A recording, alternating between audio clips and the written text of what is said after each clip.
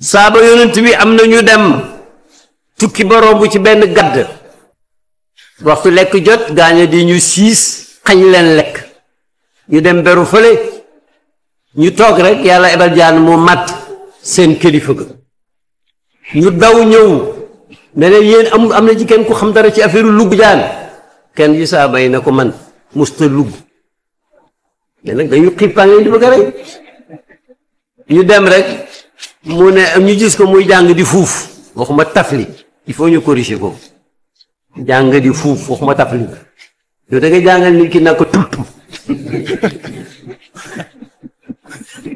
ñaan léegi tamit waaw non xam nga nafasa ak nafaxa xam nga bokkul ak tëfala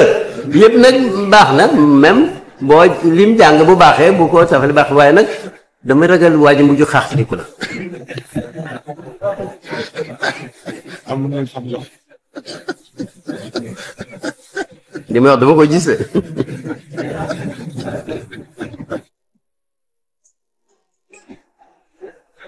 fuuf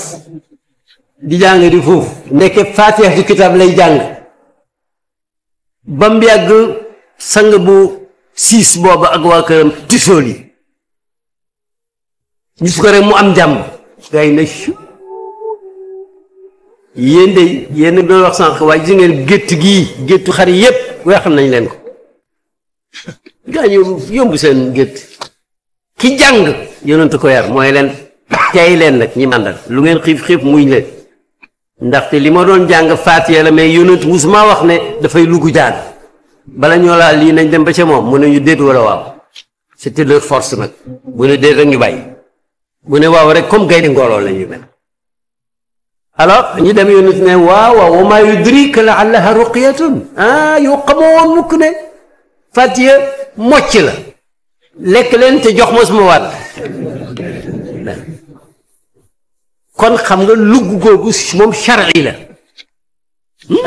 loolu barkeel waay